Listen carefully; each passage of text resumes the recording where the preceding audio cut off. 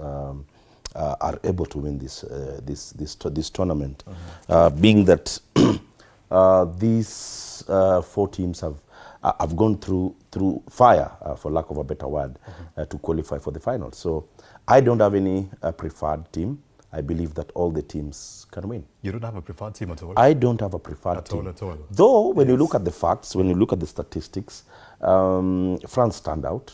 They've stand out as favorites, the way they've performed through the entire tournament. It's a team that is full of it has a galaxy of stars, and I believe that can help them win this edition.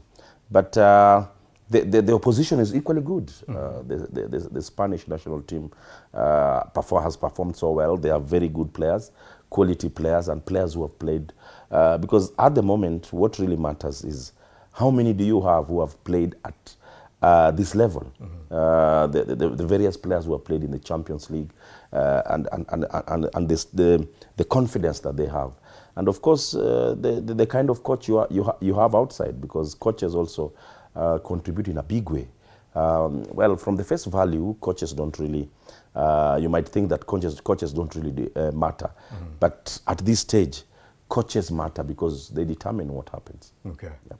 Do you think we're headed for another France-Argentina showdown? Well, there's a possibility of that happening, but also the reverse can also happen. Yeah. What I mean by the reverse is, I think England is also strong, Spain are also strong, so they can also tilt the scale. And once that happens, then England and Spain can make it. But once again, I'm going to reiterate that it's for anybody to win and anybody to lose. Yep. So what according to you, what do you think would be better, a repeat of the last tournament or a fresh matchup?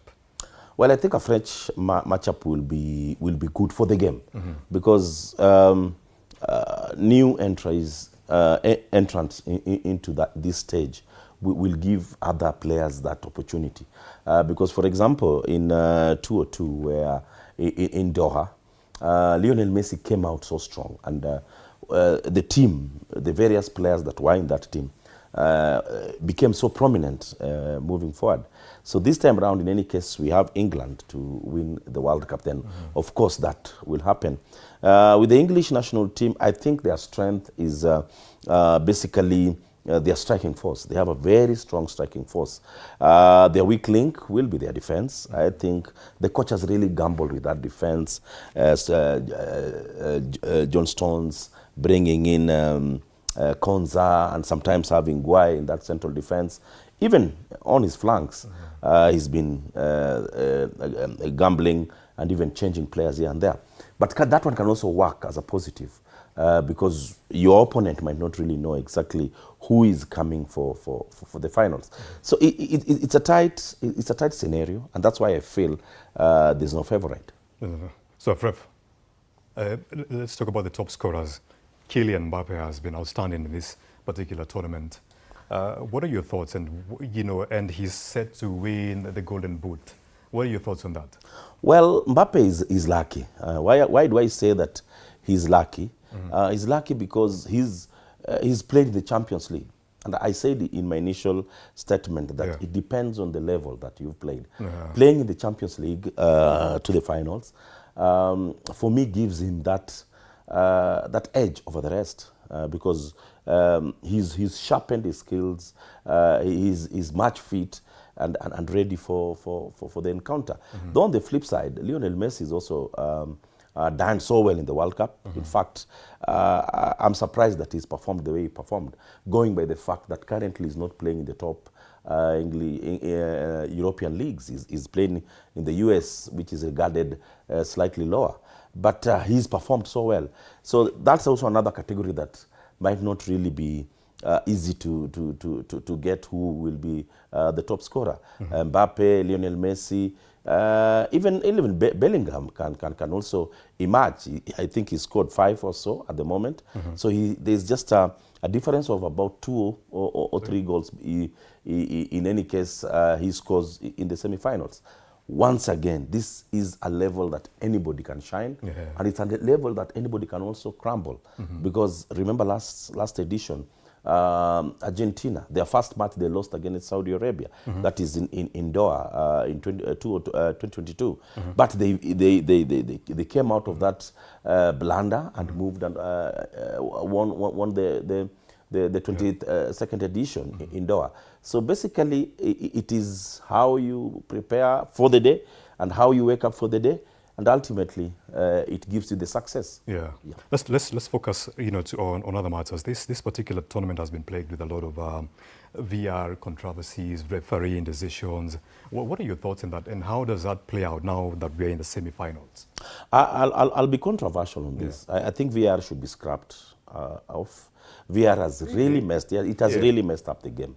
It has messed up the game because why are we even talking about the controversies? Because we thought VAR was going to solve our problem. It has not solved the problem. So why should we have that gadget?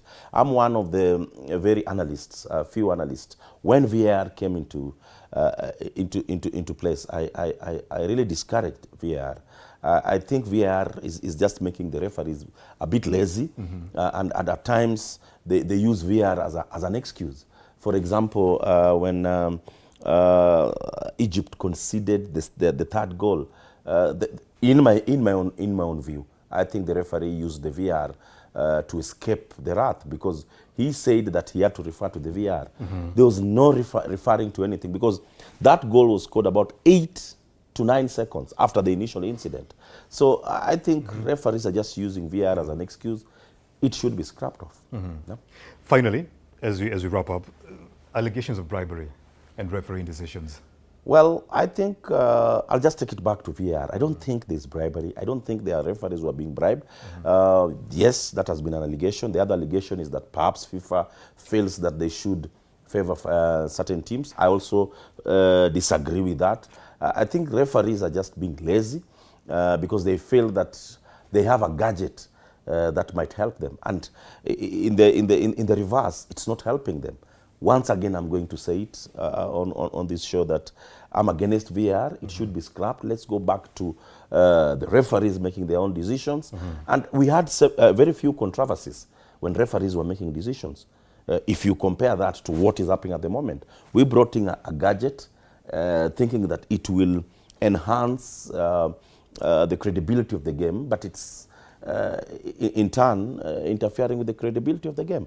And that's the more reason why we are talking about it. Once again, I'm going to tell you, if it were not for VAR, we could be having this discussion.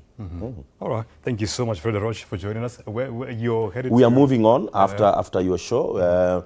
The biggest and the baddest sports show in Kenya. Absolutely. That is 90 plus, both on radio and TV47. We are moving in from 10 to midnight, telling Kenyans about what is happening, and of course what happened at State House today. Yep. Thank you so much for your time, and thank you so much for your insights as well and your knowledge. Thank you so much, Fred Arocho. It's been a pleasure having you here. Thank you very much. And thank you for joining us and be part of this conversation. This is where we wrap up this edition of TV47 at 9. TV47 Prime, I should say. My name is Peter Kamau, sign interpreter.